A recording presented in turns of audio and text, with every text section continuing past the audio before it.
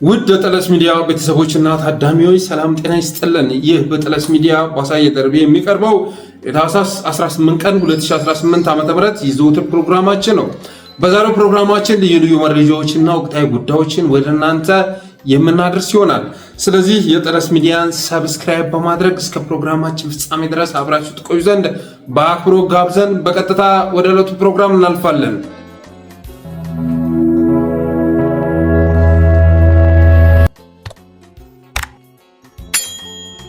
በመጀመሪያ በስሱ ልንቃኘው የፈለግነው ርዕስ የዘመነ ካሴ መልእክት ነው። የዘመነ ካሴ መልእክትና መልእክቱ ብልጽግና ሰፈር ላይ የፈጠረውን ድንጋጤ ይመለከታል። የብልጽግና አክቲቪስቶች፣ የብልጽግና ጋዜጠኞች፣ ሚዲያዎች እየተጫጩ ነው የዘመነ ካሴ መልእክት ይዘው። ዘመነ ካሴ ምን ስላለ ነው ይህ ሁሉ ጫጫታ የተከሰተው የሚለውን እንግዲህ ትናንትና መግለጫውን ይዘን መተን ነበረ። ያ መግለጫ ግን መታወቅ ያለበት የፋኖ ጉዞ አንድ እርምጃ ወደፊት መሄዱን ያመላከተ ነው። ከመቅለስለስ ከመግደርደር ወጥቶ በግልጽ ቅጭቅጩን መናገር መጀመሩንና የተለየ አስተላለፍ እየመጣ መሆኑን የገለጸ ነው። ዘመነ ካሴ ትናንት ባስተላለፈው መልእክት አማራ ያለበትን የህልውና ሁኔታ ገልጿል። አማራ በኢትዮጵያ ውስጥ እየኖረው ያለው ኑሮ በአንድ ወቅት አይሁዶች በኦሽቲዝ ካምፕ ውስጥ ሲያሳልፉት ከነበረው ህይወት ጋር የሚመሳሰል መሆኑን በግልጽ አሳይቷል። በነገራችን ላይ ይህም በተመለከተ በለጠ ሞላ መልእክት አስተላልፏል። እሱንም የማቀርብላችሁ ይሆናል።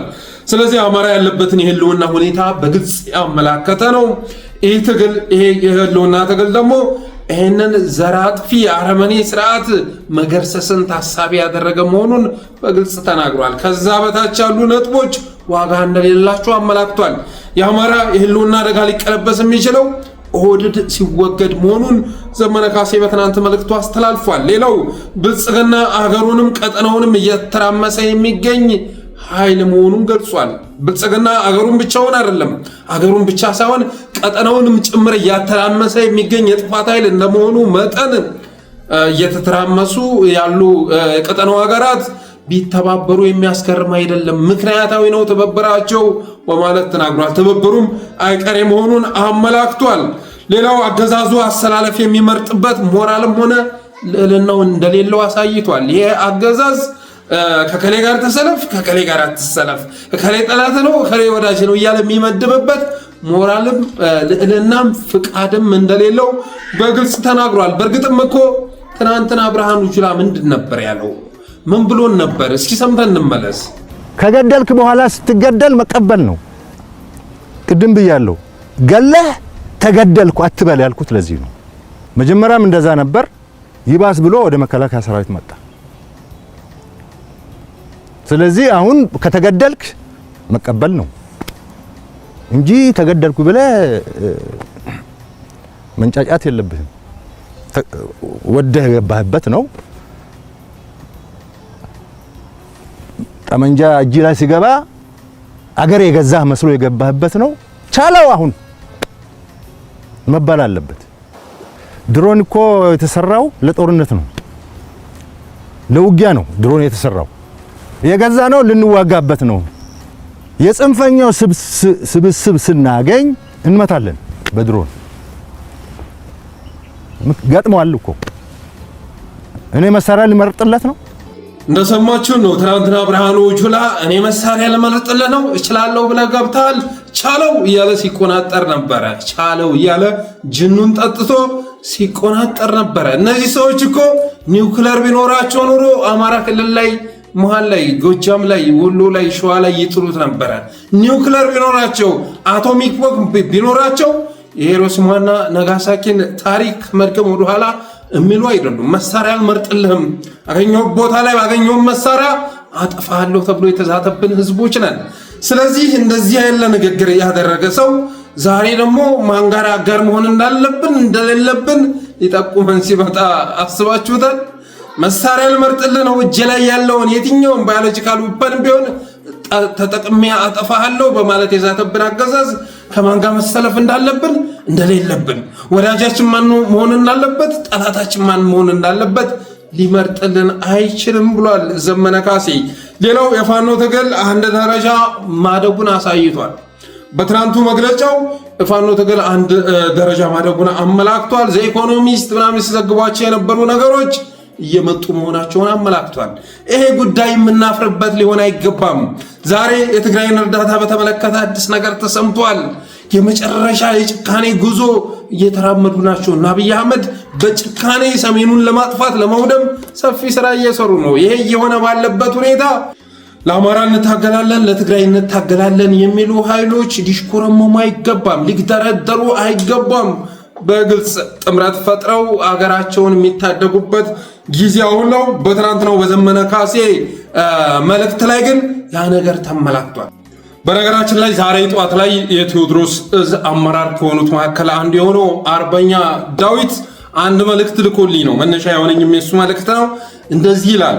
የጓድ አርበኛ ዘመነ ካሴ ዕለታዊ መልእክት የሰልፍ ጥሪ ነው ይላል።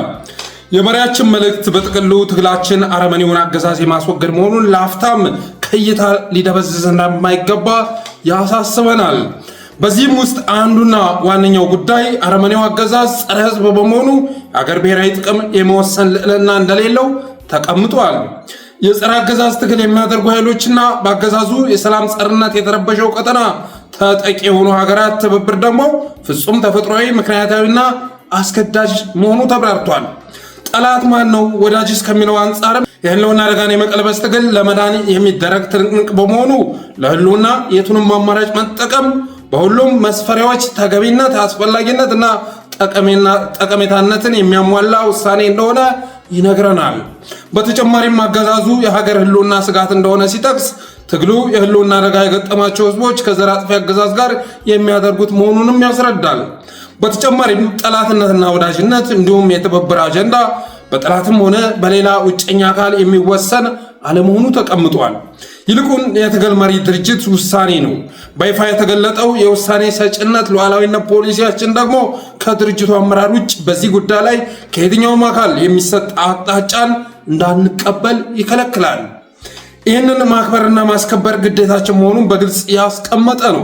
እዚህ ላይ የምርኮኛውን አክቲቪስት ብርሃኑ ጁላ አገላለጽ ለመዋሲያል ሀገርን ውስጥ ወረት ሽጦ በገዛው መሳሪያ ህዝብ የሚጨፈጭፍ አገዛዝ መሳሪያ እንደማንመርጥለት ሁሉ አጋርም አይመርጥልንም ይላል ዳዊት። የመልእክቱ ክብደት ይህ የማሳሰቢያ መልእክት የወንድም አስተያየት አሊያም ጥሩ መልእክት ተብሎ የሚወሰድ አይደለም። ይህ የሰልፍ ጥሪ ነው። የድርጅታችን አባላት ይህን አውቀንና ተረድተን በተሰመረው መስመር እንድንሰለፍ ይገልጻል። እንዲሁም ደጀናችን የሆነው ህዝባችንም ይህን አውቆ በተለመደው የትግል ጽናት በየሚናው ተሰማርቶ ትግሉን እንዲያፋፍም ያሳስባል። ትግሉን በመደገፍ በሚዲያም ሆነ በሌሎች ዘርፎች የተሰማሩ ወንድሞችም በዚህ አጀንዳ ላይ በፍጹም እርግጠኝነትና ግልጽነት በስራቸው እንዲተጉ የሚያበረታታ ነው። እናም የዛሉና ወደ ውስጥ የተወደሩ እጆች ሚናቸውን አውቀው ትኩረታቸውን አንጥረው ወደ ጠላት እንዲያደርጉ የተላለፈውን መልእክት ተቀብለን በሰልፋችን ገብተን በስራ እንትጋ ይላል አርበኛ ዳዊት። ቆንጆ መልእክት ነው ያስተላለፈው። አዎ ትናንት ዘመነ ካሴ ያስተላለፈው መልእክት ዝም ብሎ መልእክት አይደለም፣ የሰልፍ መልእክት ነው ያስተላለፈው። ከዚህ በፊት አንድ እንሁን የሚል መልእክት በማስተላለፉ የተነሳ ግማሹ ወደ አገዛዙ ሲገባ፣ ግማሹ ደግሞ ሲሰባሰብ እንደታየ ሁሉ አሁን ላይ ያስተላለፍ ለውጥ፣ ያስተላለፍ እድገት መከሰቱን የሚያበስር መልእክት ነው ያስተላለፈው። ያንን ተቀብሎ በዛ አስተላለፍ ውስጥ መግባት ያስፈልጋል። በእርግጥ ይሄ ሁኔታ እንዲከሰት እኛም በሰፊው ስንሰራበት ነበረ። ትናንት እንደ ታቡ ተቆጥሮ የትግራይና አማራ ግንኙነት ስለዛ ማውራት እንደ ባንዳነት የሚያስቆጥር ሆኖ በዝምታ ሲታለፍ ነበር። ከዛም አልፎ ኦህዴድ እንደፈለገ የሚያባላን እንደፈለገ የሚያጣላን ህዝቦች ነን ነበረ። ከዛ መውጣት ያስፈልጋል በማለት ነው ስለ ሰሜን ትብብር ስናወራ የነበረው። የሰሜን ትብብር መነሻ ነው፣ በነገራችን ላይ መድረሻ አይደለም። ከሌሎች ኃይሎችም ጋር አብሮ መስራት ግድ ይላል። በሰሜኑ ይጀመራል። ከዛ በኋላ በሌሎች አካባቢዎችም ያሉ አማጽያን ወደ አንድ እንዲመጡ በማድረግ ይህንን ቀጠናውን እየረበሸ ያለ ኃይል ማስወገድ ያስፈልጋል። በተረፈ አንድ ማሳሰቢያ መስጠት የምንወደው ነገር ምንድነው? አሁንም ጊዜ ስጡን ጠብቁን የሚል ኃይል አለ ፋኖ ውስጥ። አሁንም ጊዜ ስጡን ጠብቁ በሚል ማሳሰቢያ ትግሉን አስሮ ያስቀመጠ ኃይል አለ። እኔ ስም አልጠራም፣ ራሳቸው ስለሚያውቁት ማለት ነው። ጊዜ ስጡን ይሏችኋል፣ ጠብቁን ይሏችኋል፣ ወደ አንድ እየመጣን ይሏችኋል። ልክ ትናንትና ማስረሻ ሰጤ የአፋሕድን ትግል ጥፍንግ አድርጎ ይዞት እንደነበረ ሁሉ እስክንድር ነጋ የአፋሕድን ትግል ጥፍንግ አድርጎ ይዞት እንደነበረ ሁሉ እስክንድርን በተመለከተ የድምፅ ቅጂ ሁሉ ወጥቷል። ይህን ሰውዬ አጀንዳ ማድረግ ከዚህ በላይ አስፈላጊ አይደለም። ቫይራል የሆነም ነገር ነው ብዬ ነው እንጂ $1 ሚሊዮን የት እንደደረሰ የሚገልጽ የድምፅ ቅጂ ሁሉ ወጥቷል። አባቴ ትናንትና የድርጅቱ ጥሩምባ ሆነው ሲያገለግሉ የነበሩ $300,000 የተከፈላቸው ናቸው። ይህንን አልተናገርኩም እኔ በጠለስ ሚዲያ አልተናገርኩም ወይ? በወቅቱ ልሳን ሆነው ከሀቅ ጋር ነው አስተላለፋችን ሲሉ የነበሩ ውሸት ሀቅን አታውቀውም ጌታዬ፣ ሀቅን አታውቀውም። አንተ የምታውቀው ዶላርን ነው። $300,000 ተቀብለህ ነው እያልን ስንናገር አልነበረም? ይሄው ዛሬ በእስክንድር አንደበት ሲወራ ተሰማ። 16 ዓመተ ምህረት ስንመሰርተው ማለት ነው። ያን ጊዜ ባንኩ ውስጥ $1 ሚሊዮን ነበረ። ስለዚህ አፋሕድ የተረከበው ገንዘብ ሲመሰረት በእጁ ላይ $1 ሚሊዮን ነበር። በድርጅቱ የተዘረፈ የተሰረቀ አላግባብ የወጣ ገንዘብ ነው። ወደ ኪሳቸው ባያስገቡት እንኳን ከድርጅቱ ሕግና ደንብ ውጭ የወጣ ገንዘብ ነው። የሚመለከተው ሰው ማን ያፈሰሰው የሚለው ራሱ የህግ ጥያቄ፣ በህግ ተጠያቂነት ይኖርባቸዋል ማለት ነው። እና እንደ እስክንድር ሁሉ እንደ ማስረሻ ሁሉ ትግሉን ጠፍንገው የያዙ አሉ። አፋሕድን እነዚህ ሰው ጠፍንገው ይዘውት እንደነበር ሁሉ አፋብኃ ትንሽ ጊዜ ስጡኝ ጠብቁኝ እያለ ነገ ሾልኮ መውጣቱ ላይ ቀር ነገር ያዛ ኃይል አለ ጌታዬ። ያንን ኃይል ለብቻ ቁጭ በልና እዛ ጋር አስብ፣ እስኪ በቃ ድረስ አስብ። እኛ ግን ሐሳባችንን ጨርሰን አስበን ወደ ተግባር ልንገባ ነው ብሎ መለየት ያስፈልጋል። ካልሆነ ግን እንደዚህ እያጥመለመሉ ምን እያደረጉ ልትክቡ ስትሉ እያፈረሱ አንድ ልትሆኑ ስትሉ እየናዱ ሊበጠብጧችሁ አይገባም። ይህንን ማለፍ ያስፈልጋል ማለት እወዳለሁ።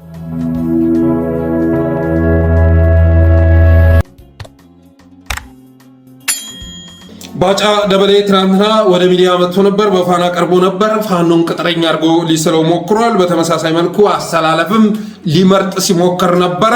አሰላለፍ ሊመርጥልን ሲሞክር ነበር ባጫ ደበሌ። ባጫማ እነሱ ፍላጎት ቢሆንማ የአማራ ሕዝብ በሙሉ ግልብጥ ብሎ ወጥቶ ትግራይ ማጥፋት አለበት እያለ ሲቀሰቅስ የነበረ ሰው ነው። የእሱ ፍላጎት አማራና ትግራይን አጨፋጭፎ ባጫ ደበሌ ከዛ በኋላ ታላቁ ኦሮሚያ ዘና ብላ በኢትዮጵያ ላይ እንድትፈነጭ ነበር እቅዱ፣ ይሄ ነበረ። አሁንም ግን በዛው ቦታ ላይ እንደቆመ ነው። ባጫ እንደ ዳንሱ እንደ ጭፈረው አይምሮ አያድግም መሰለኝ። ባጫ ደበሌ በየጊዜው አዳዲስ አጨፋፈር አዳዲስ አደናነስ ይዘው ነው ናይት ክለብ የሚከሰተ ይባላል። ባጫ ደበሌ ተስፋዬ ገብረአብን በደንብ ጽፎለታል። ዳንኪረኛው ጄኔራል ነው ምናምን ብሎ ጽፎለታል። እና ይህ ሰውዬ በአስተሳሰብ ግን አያድግም፣ እንደገባኝ ከሆነ አያድግም። እና አሁንም በሰሞኑ ቃለመጠይቅ ትናንት በሰጠው ቃለመጠይቅ ላይ ብልጽግናን በጣም አቅም ያለው ሙሉ የሆነ ፓርቲ አድርጎ ሲያቀርበው ታያላችሁ። ከዛ ውጭ ግን ፋኖን የህወሓት ቅጥረኛ ያደርገዋል፣ ህወሓትን የሻዕቢያ ቅጥረኛ ያደርገዋል። እንደዛ ነው። ይሄ ግን የቅጥረኝነት ጉዳይ አይደለም፣ የህልውና ጉዳይ ነው። እናንተን ለማስወገድ ከየትኛውም አካል ጋር አብሮ መስራት ይገባል የሚል ውሳኔ ስለተላለፈ ነው። ኤርትራን በተመለከተም አንድ ነገር ተናግሯል ባጫ። እስቲ ቀንጨብ አድርገን ሰምተን እንመለስ። አሁንም ለጦርነት ነው የሚሮጡት፣ ግን አሁን ለጦርነት ቢሮጡም እንደ ድሮ አይደለም። ምንድነው የሚባለው? ጉልበት ባለ ጊዜ ያልወጣው ዳገት ከዘራ ይዛት ወጣም። ያኔ አፍንጫቸው ድረስ ታጥቀው እዚህ ደብረሲና በደረሱበት ሰዓት አዲስ አበባንና የኢትዮጵያ መንግስትን መቀየር ያቃተህ አሁን ከሻዕቢያ ካፈጀ መንግስት ጋር ለራሱም ሊኖር ላይኖር እርግጠኛ ካልሆነ መንግስት ጋር ሆነ የኢትዮጵያ መንግስት መቀየር አትችልም። እንደሰማችሁት ነው። ሙሉ ፉከራ ነው የምታገኙት፣ ግን ባዶ ፉከራ፣ ባዶ የገረዊና ጩኸት ነው የምትሰሙት። ያን አፍንጫቸው ድረስ ታጥቀው ደብረሲና ድረስ ከደረሱ በኋላ የተመለሰ ኃይል አሁን ላይ ካረጀ የሻዕቢያ መንግስት ጋር ሆኖ የሚያሳካው ሐሳብ እና የሚጥለው መንግስት የለም እያለ ሲበሸከት ትሰሙታላችሁ። ያኔ ባጫ ደበሌን እኮ የታደጋቸው የኤርትራ መንግስት ነው ጌታዬ፣ የኤርትራ ሰራዊት ነው የታደጋቸው። በወቅቱ የተናገራችኋቸውን ቪዲዮዎች እናምጣ እንዴ ጓድ ባጫ፣ በወቅቱ ስትናገሩት የነበረውን እናምጣ። የታደጋቸው የኤርትራ ወታደር መሆኑ ይታወቃል። ጣርማ በር ድረስ ከደረሱ በኋላ እንዲመለሱ ያደረጋቸው ምን እንደሆነ ያውቃል ባጫ ደበሌ። እና የኤርትራ ኃይል ደግሞ አሰላለፉን መቀየሩ የሚያመጣው ለውጥ ይገባቸዋል። ባጫ ይሄንን መጥቶ ወደ ሚዲያ ሪቨርስ ሳይኮሎጂ ይባላል፣ ከሚሰማ ስሜት በተቃራኒ የሆነ ነገር ለሚዲያ ማብቃት፣ ለመድረክ ማብቃት፣ ለሰው ጆሮ ማብቃት ሪቨርስ ሳይኮሎጂ ይባላል እንጂ በእርግጠኝነት የምነግራችሁ ነገር ሌሊት የሚያስቃዣቸው አብይ አህመድን ብትሉ ብርሃኑ ጁላን ብትሉ ባጫ ደበሌን ብትሉ የሚያስቃዣቸው የሰሜኑ ትብብር ነው። የትናንቱ የዘመነ ካሴ መግለጫ የመጨረሻ እንደሚያስደነግጣቸው ጥርጥር የለውም። ምክንያቱም ለውጥ የሚያመጣው ያ መሆኑን ይረዳሉ። የሚገረስሳቸው ምርጫ አይደለም፣ የሚገረስሳቸው ህዝባዊ እምቢተኝነት አይደለም። አሁን የኢትዮጵያ ህዝብ ካለበት ስነ ልቦና አንጻር ህዝባዊ እምቢተኝነትም የትም እንደማይደርስ ገብቷቸዋል። የሚገረስሳቸው ምንድነው ካላችሁ የሰሜኑ ትብብር ነው። ሰሜኑ ሲተባበር ህዝብ ያምጻል፣ ህዝብ ይነሳል። ስለዚህ በአንድ ሳምንት ውስጥ እንደሚካተሙ ስለሚያውቁ በተለያዩ ቦታዎች ላይ የተደረጉ ንግግሮች የመጨረሻ የእነሱን ህልውና የሚወስን መሆናቸውን ስለተረዱ አሁን ላይ መጥተው እየተንጫጩ ይገኛሉ። በተረፈ ደግሞ ፋኖ ከህዝብ በተቃራኒ የተሰለፈ የህዝብ ጥያቄ የለውም። የህዝብ ጥያቄ ያለው አካል መምህራንን አንበርክኮ ይገርፋል እንዴ ያለ ሲናገር ነበር ባጫ ደበሌ። ግርፋት ከንግኖት የአማራ መምህራን መገረፍ ለነሱ ርዕሱ ነው። ትናንትና መተከል ላይ አሁን በቅርቡ ማለት ነው በዚህ በአዲሱ ዓመት መተከል ላይ በአንድ ቀን ስንት ንጹሃን ተገለው ዜና መሆን አልቻሉ። አርሲ ላይ ስንት ንጹሃን ተገለው ዜና መሆን አልቻሉ። አንድ ባስ ሙሉ አማራ ሲታገት ባጫ ደበሌ ርዕስ አይደለም። እነዚህ ሰዎች ፎርዛት ማተር የሰው ህይወት ቅንጣት ታክል ርዕሳቸው አይደለም፣ ቁም ነገርም አይደለም ለነሱ። እኔ እንደውም ኦህዴድ በደድና የመጨረሻ ኋላ ቀር ፓርቲ ነው የምልበት አንዱ ምክንያት ለሰው ልጅ ህይወት ያለውን አመለካከት ስመለከት ነው።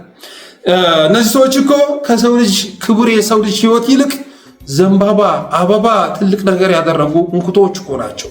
ሳርን ትልቅ ነገር ያደረጉ ከሰው ልጅ ነፍስ በላይ ያደረጉ ጉዶች ናቸው። እነዚህ ሰዎች መምህራን ተንበርክኮ ተገረፈ ምናምን ፋኖ እንደዚህ ያደረገ እያሉ ሊያወሩን የሚሞክሩ ግን የአማራ ህዝብ ባንሆባቸዋል።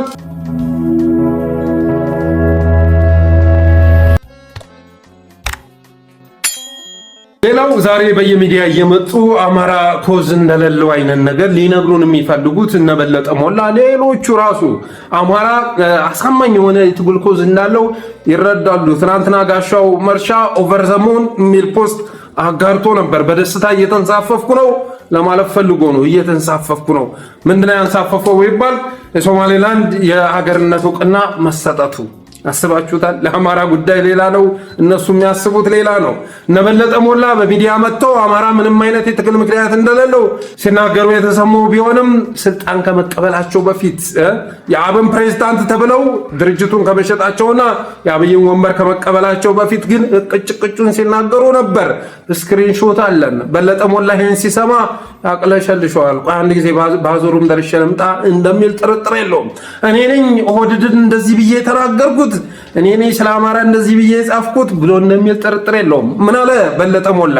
ወለጋና መተከል ለአማራ ተወላጆች የገሃነም ምድር ሆነዋል። ከ200 በላይ ኢትዮጵያውያን አማራ በመሆናቸው ብቻ በአሰቃቂ ሁኔታ ተገለዋል።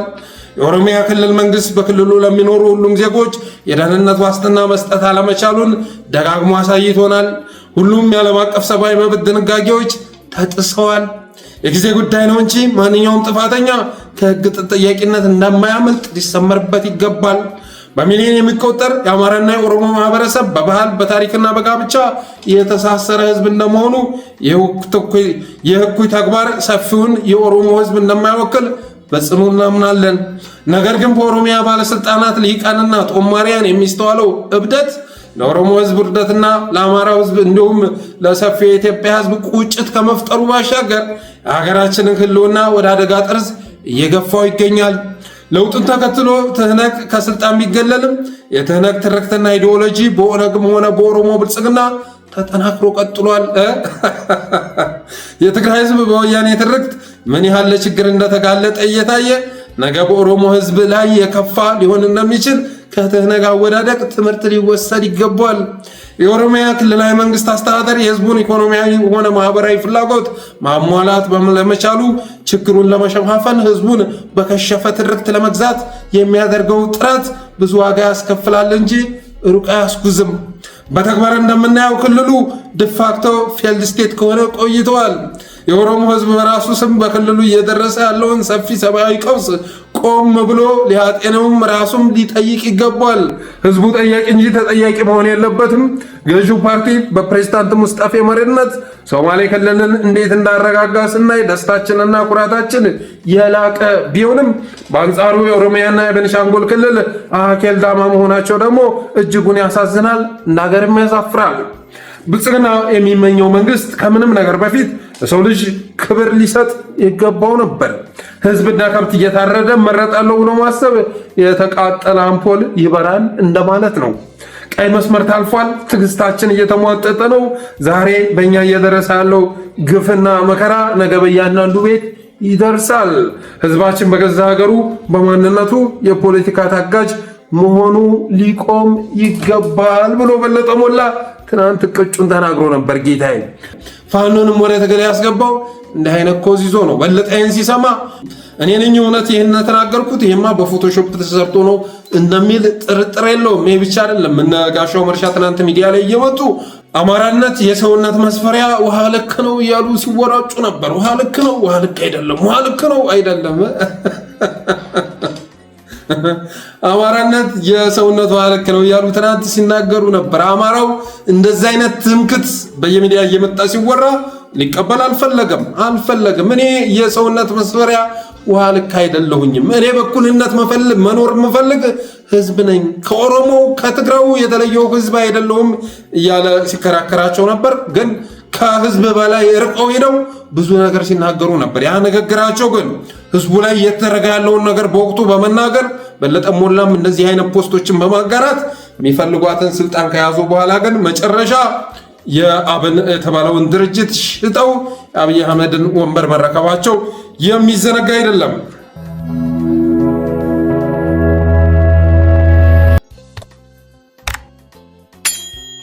ሌላው በትናንትናው ዕለት አንድ ትልቅ ዜና መሰማቱ የሚረሳ አይደለም። በትናንትናው ዕለት እስራኤል ለሶማሌላንድ የሀገርነት እውቅና መስጠቷ ተሰምቶ ነበር።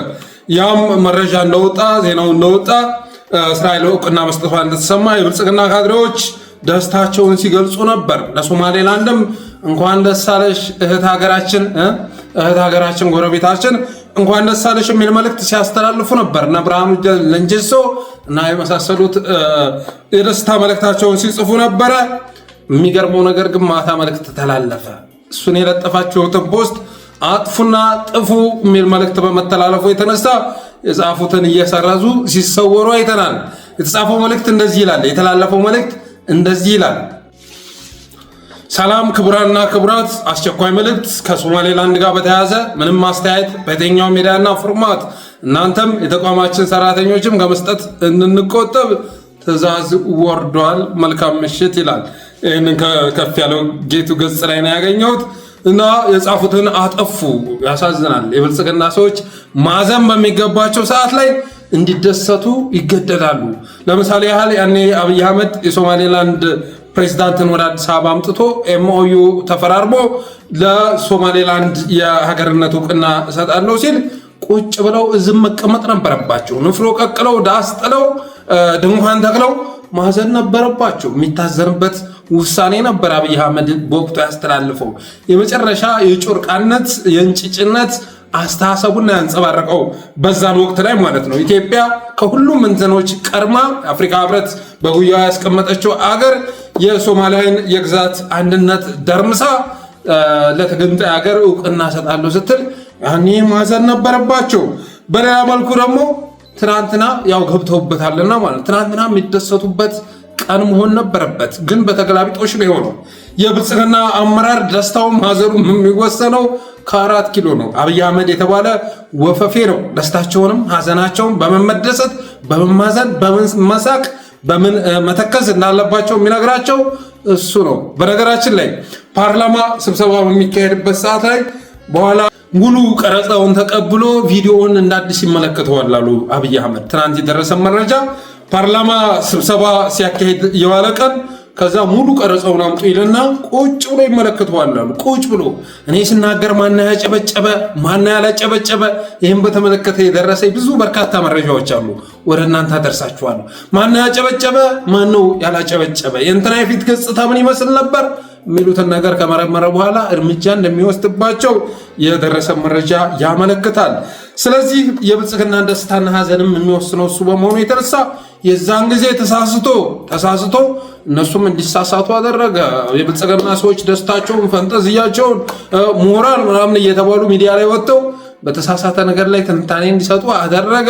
ከዛም አልፎ ኢትዮጵያውያንን ማሰለፍ ተጀምሮ ነበር። ጌታዬ ኢትዮጵያውያን አብይ አህመድ ከሶማሌላንድ ጋር የተፈራረመውን ኦሜዩ እናደንቃለን። ተሰብሳቢውን ኦሜዩ ምንድነው ብለህ ብትጠይቅ እኮ መልስ የለም። ግን ኤምኦዩ ሆኖ ነበር የሆነ ሰዓት ላይ ዘፈኑ። በተመሳሳይ መልኩ በሶማሌላንድም የአብይ አህመድን ባነር ተሸክመው ሲያንዘፋዝፉ ነበር። ኧረ ተው ጅብ የማያውቁት ሀገር ሂዶ ቁርበት አንጥፉልኝ አለ እንደሚባለው አብይ አህመድን ስለማታውቁት እንጂ ቁርበት አታነጥፉለትም ነበር። አብይን የሱን ፎቶ ባነር ላይ ለጥፋችሁ ስታዟዙራ አትገኙም ነበር። ፎቶውን እንኳ ባነር ላይ ብታሳትሙ ዘቅዝቃችሁ መሆን ነበረበት እያልን ስንናገር ነበር በወቅቱ።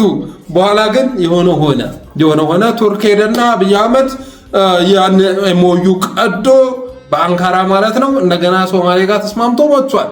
ብልጽግናዎች አልገባቸውም እንጂ በግልጽ ኦፊሻል መግለጫ ባይሰጥም አንካራ ላይ እኮ ያን ኤምኦዩ እኮ አብይ አህመድ ቀዶት ነው የተመለሰው፣ በሽክቶት ነው የተመለሰው። የአፍሪካ ህብረትም በወቅቱ ከኢትዮጵያ ለመውጣት ጫፍ ላይ ደርሶ ነበር። ይሄን ነገር መሰረዝ ካልቻልክ፣ ይሄን ነገር ማቆም ካልቻልክ የህብረቱን ፕሪንሲፕል እየደረመስክ ስለሆነ ህብረቱ መቀመጫውን ለመቀየር ይገደዳል ተብሎ ነበር። በነገራችን ላይ ኦህዴዶች የአፍሪካ ህብረት ለቆ ቢወጣ ደስታውን አይችሉትም። ምክንያቱም እነሱ ፊንፊኔን የኦሮሚያ ማድረግ ነው የሚፈልጉት። ፊንፊኔን የአፍሪካ የኢትዮጵያ ምናምን እንድትሆን አይፈልጉም። ታላቁ ኦሮሚያን ተግባራዊ ማድረግ ነው የሚፈልጉት። ትናንትና ሶማሌላንድ ላይ የተወሰነ ውሳኔ ሲያስፈነጥዛቸው እንደሚያደር ጥርጥር የለውም። ምክንያቱም ነገ እነሱም ሀገር ለመሆን እየሰሩ ናቸው። ስለዚህ እነዚህ አይነት እውቅና መጀመሩ እንደሚያስደስታቸው ጥርጥር የለውም። አብይ አህመድ ለሶማሌላንድ እውቅና ሰጥቶ ነገ ደግሞ ታላቋን ኦሮሚያ በተመለከተ ሶማሌላንድ እውቅና እንድትሰጠው ይፈልጋል። የሆነ ሆኖ ግን የብልጽግና ሰዎች ያኔ ያለ ወቅት እንዲደሰቱ ተደርገው ዛሬ በወቅቱ ደግሞ ደስታቸውን ለመግለጽ ሲሞክሩ እሱም ፖስት አጥፉና ጥፉ የሚል ትዕዛዝ በመሰጠቱ የተነሳ ትናንትና እያጠፉ ሲሰወሩ አይተናል። በነገራችን ላይ አብይ የተፈራረመውን ኤምኦዩ ተግባራዊ ማድረግ ባለመቻሉ የተነሳ ኦሮሞዎች ሶማሌላንድ ላይ ከፍተኛ ዋጋ ከፍለዋል። በርካታ ኦሮሞዎች የተደበደቡ ሶማሌላንድን ለቀው እንዲወጡ ሲደረግ ነበር እና ኦሬዲ እኔ ኤምኦዩ አሁን ላይ በህይወት አለ ብዬ አላስብም። ሌላው እንግዲህ ትናንትና እስራኤል ያን እውቅና ከሰጠች በኋላ ተቃውሟቸውን የገለጹ ሀገራት አሉ። ቱርክ፣ ግብፅ፣ ራሷን ሶማሊያን ጭምር እስራኤል የሰጠችውን ውሳኔ እንደማይቀበሉ፣ የሀገርነት እውቅና እንደማይቀበሉ፣ እንደሚያወግዙ እና የሶማሌን ሉዓላዊ አንድነት እንደሚደግፉ አሳውቀዋል። በተመሳሳይ መልኩ የአፍሪካ ዩኒየን፣ አረብ ሊግም መግለጫ አውጥተዋል ትናንትና። ሁለቱም የሶማሌን የግዛት አንድነት እንደሚደግፉ አሳውቀዋል። በሌላ መልኩ እንግዲህ ከእስራኤል ጋር ደግሞ አብይ አህመድ፣ አሜሪካ፣ ዩናይትድ አረብ ኤምሬትስ እና ሳውዝ ሱዳን አሉ ተብሎ ይታሰባል። ሳውዝ ሱዳን እውቅና ለመስጠት እያቆበቆች ነው የሚል መረጃ ትናንት ወጥቶ ነበር። በተመሳሳይ መልኩ ትራምፕም የሚቃወም ቢመስልም ግን የእስራኤሉ ጠቅላይ ሚኒስትር ኔታንያሁ የሰጠውን ትናንትና መግለጫ ስትመለከቱ ግን አሜሪካም እንደምታውቀው ግልጽ ነው እና በዚህ በሶማሌላንድ እውቅና ጉዳይ ቱርክና ዩናይትድ አረብ ኤምሬትስ ተለያይተዋል። አብይ ደግሞ የሁለቱም ቅጥረኛ ነው። የቱርክም ቅጥረኛ ነው፣ የዩናይትድ አረብ ኤምሬትስም ቅጥረኛ ነው እና አብይ አህመድ 4 ኪሎ ቤተ መንግስት ቁጭ ብሎ አንጀቴና ሆዴ ተጣልተውብኝ አንተም ተው ብዬና ልለው አንጀቴም አንጀቴ ሆዴም ሆዴ ነው እያለ ይገኛል አሉ። ከቱርክ ጋር ልሆን ወይስ ከዩናይትድ አረብ ኤምሬትስ ጋር? አሁን ላይ የመሳሪያ ምንጮቹ እነሱ ስለሆኑ ያው ውዝግብ ፈጥሮበታል። አፍሪካ ዩኒየንም አቋሙን በዛ ደረጃ ጠንከር አድርጎ መምጣቱ አብይ አህመድ ላይ የሚያመጣው ነገር ቀላል አይደለም። ምንም እንኳን አፍሪካ ህብረት ከኢትዮጵያ ቢወጣ ግድ የማይሰጣቸው ቢሆንም አሁን አብይ የተዳከመ የመጨረሻ በዲፕሎማሲ በሁሉ ነገር የተንኮታኮተ መንግስት በመሆኑ የተነሳ ኢኮኖሚያችን እንደምታወት ነው። የኢትዮጵያ ብር በዓለም ላይ የመጨረሻ ደካማ ከሆኑ ከረንሲዎች መካከል 3ኛ ተብሎ ተቀምጦላቸዋል። ስለዚህ በሁሉም መስፈርት የወደቀ መንግስትም ይመራ እንደመሆኑ መጠን አፍሪካ ህብረት ላይ ነገ ጥሎ ቢወጣ ደግሞ ብዙ መዘዝ ስለሚያመጣ ምን መወሰን እንዳለበት ተደናግሮ ቁጭ ማለቱን የደረሰ መረጃ ያመለክታል።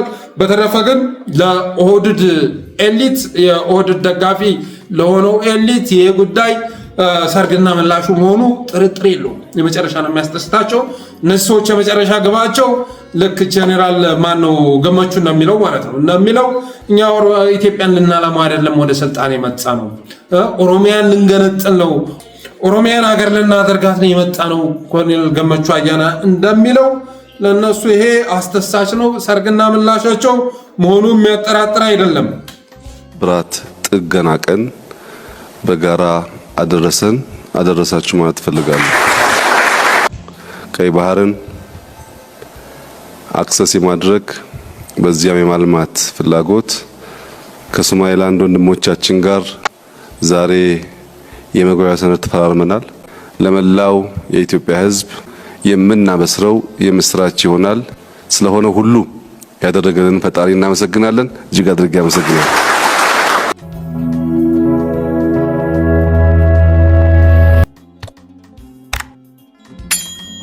ሌላው የፖለቲካ እስረኞች ሊፈቱ መሆናቸውን ሰምተናል። የፖለቲካ እስረኞች በአጠቃላይ ይፈታሉ የሚል መረጃ ደርሶናል።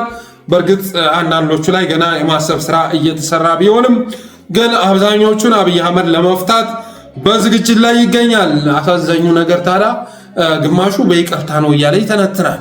ግማሹ ደግሞ እነ ማስረሻ ሰጤ ጋር እነሱ ጋር ስለተፈራረመ ነው የሚፈቱት የሚል የሚጋጭ ነገር እያጋሩ ይገኛሉ።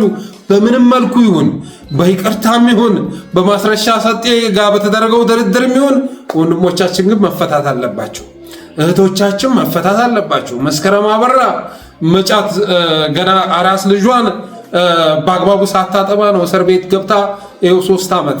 እነገነት አስማማው አረጋዊ እናቷን የሚጦር እንኳ የላትም። እነገነት አራጌ እንኳ በህይወት ትኑር አትኑር አይታወቅም። እስካሁን ድረስ በህይወት ትኑር አትኑር የሚያውቁን ነገር የለም። በርካታ ወንድሞቻችን እህቶቻችን በአዋሽ አርባ እየተሰቃዩ ነው።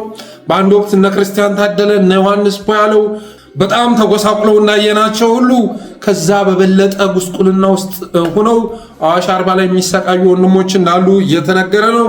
ስለዚህ እነዚህ ወንድሞቻችን እስር ቤት ተዘግተው እነ ዳዊት እነ ጎበዜ እነ አባይ እና ሌሎችም ወንድሞቻችን መፈታታቸው በጣም አስተሳች ነው።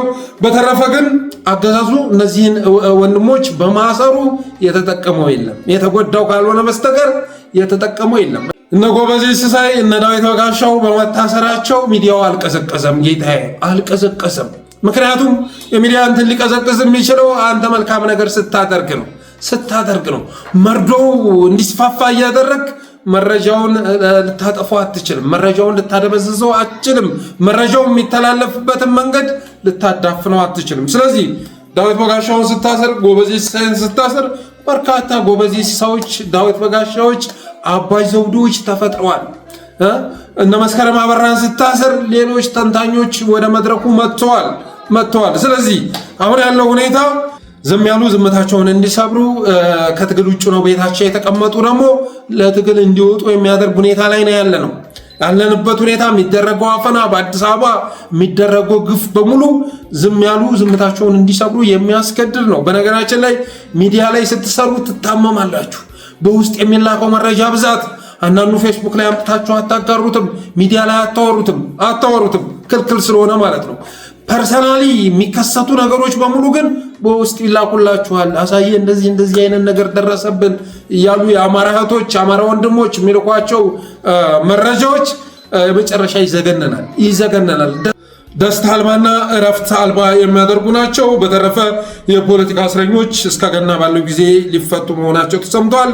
ይሄ ነገር በጣም አስተሳች ነው። እነ ጌትነት አለማው እና ያለው መንበር በይቅርታ ነው የይቅርታ ደብዳቤ ያስገብተው ነው እያሉ ሲያወሩ ቢሰሙም እውነቱ ግን ሊፈታቸው የተገደደው አንደኛ አገራዊ ምክክር ወደፊት እየመጣ ስለሆነ ነው። እነዚህን ወገኖች አስረው የሚያደርገው አገራዊ ምክክር ገና ከጅምሮ የከሸፈ መሆኑን ይረዳል። ስለዚህ ይህንን እንኳን ትንሿን የአማራ ጥያቄዎችን እንኳን መልሼ እስኪ አማራ ልብ ቢቀዘቅዘልኝ በሚል አስተሳሰብ ነው። ሁለተኛ ደግሞ ማሰሩ ስላልጠቀመው ነው። እነሱም በማሰሩ ሚዲያው አልቀዘቀዘም፣ ትግሉ አልቀዘቀዘም፣ ባለበት ነው ያለው። አሁን ራሱ በፋኖ የትግል ሜዳ ውስጥ ያሉ አርበኞች እነሱን ከመዳፉ ቢያስገባ እንኳን ትግሉ ሊቆም አይችልም። በጣም ተተኪ ተፈጥሯል። አማራው ወደ ትግል የገባው ዘመነ ካሴን ወይ ደግሞ ምሬ ወዳጆን ወይ ደግሞ የሆነን አካል ትግል ውስጥ ስላለ ብሎ አይደለም።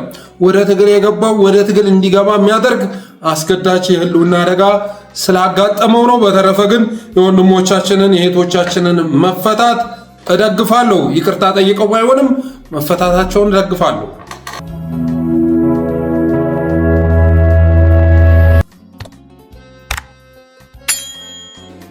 ሌላው በአማራ ክልል፣ በትግራይ፣ በኦሮሚያ፣ በቤኒሻንጉልና ሶማሌ ክልል በመጠለያ ጣቢያ ያሉ ተፈናቃዮች በጣም ከፍተኛ የሆነ የረሃብ አደጋ እንዳንዣበበባቸው አሁን ላይ ሚዲያዎች እያረጋገጡ ይገኛሉ። ይህም በተመለከተ ዋዜማ ሬዲዮም ዘግቧል። ሌሎችም ዓለም አቀፍ ሚዲያዎችም እንዲዘግቡ አስበው አዲስ አበባ ላይ መታገታቸው ተሰምቷል። አገዛዙ ከተረጅነት ሊወጣ ነው እያለ ሲተረተር ስለከረመ ይህ ጉዳይ መውጣት የለበትም ተብሏል። አብይ አህመድ እንግዲህ በተለያዩ ሚዲያዎች በቀረበ ቁጥር እንዴት ኢትዮጵያን የምታክል ሀገር እንዴት ትረዳለች? አሁን እኮ በኢትዮጵያ ደረጃ ልመና ይቅር ከተረጅነት እንውጣ በሚለው ጉዳይ ላይ ተግባብተን አንዱ ለክልሎች ውሳኔያቸውን ስላላኩ ነው፣ ሌላው ተሰባስቦ ወስኗል ሲል ነበረ። ረሃብን በስብሰባ ሊቀረፍ ማለት ነው። ተረጅ መሆን የለብንም ብሎ ካድሬ ስለወጣ ተረጅነት ሊቆም ማለት ነው። በኢትዮጵያ እኮ 5.6 ተፈናቃዮች አሉ። እነዚህ 5.6 ተፈናቃዮች የረሃብ አደጋ አንዣቦባቸዋል።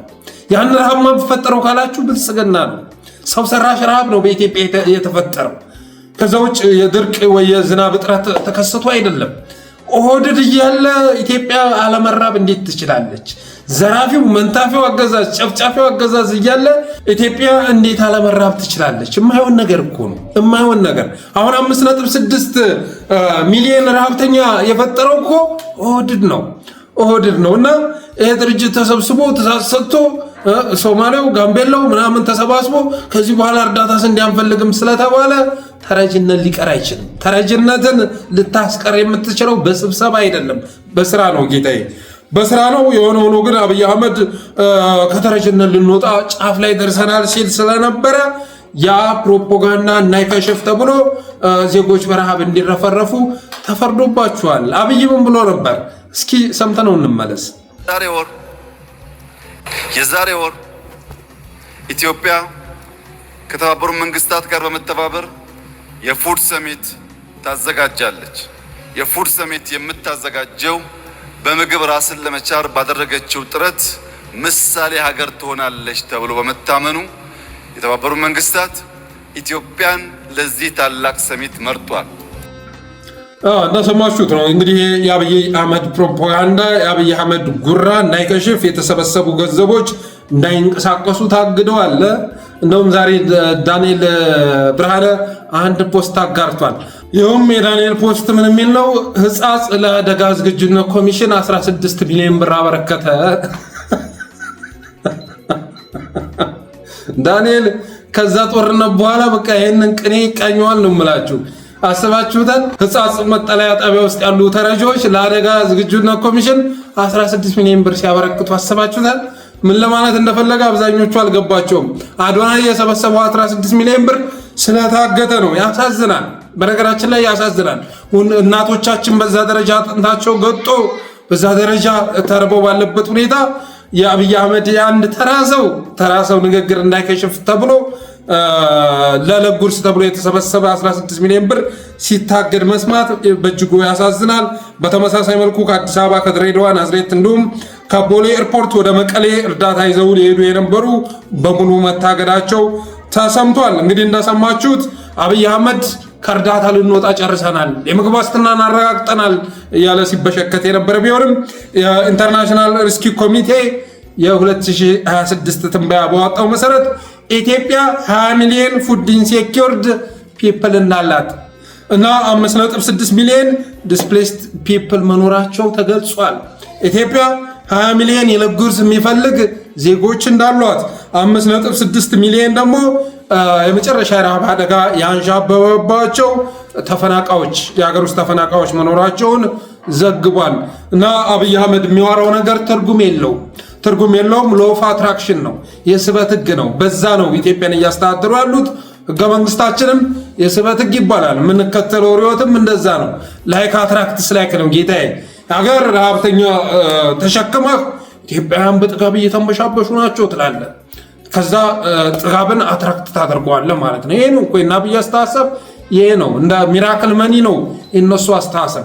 ባዶ ካዝና ተሸክመህ ኢትዮጵያ በ2024 ከአፍሪካ ሁለተኛ፣ በ2030 ደግሞ ከአፍሪካ አንደኛ ኢኮኖሚ ይሆናል እያልክ ማውራት ነው። በተረፈ ግን መሬት ላይ ያለው ጉዳይ ዜጎች እየተራቡ ነው። እንኳን በመጠለያ ጣቢያ ላይ ያሉ ይቅርና በቤታቸው ያሉም ዜጎች እየተራቡ ያለበት ሁኔታ ነው ያለው። የሆነ ቀን ላይ ገንፍሎ እንደሚወጣ ጥርጥር የለውም።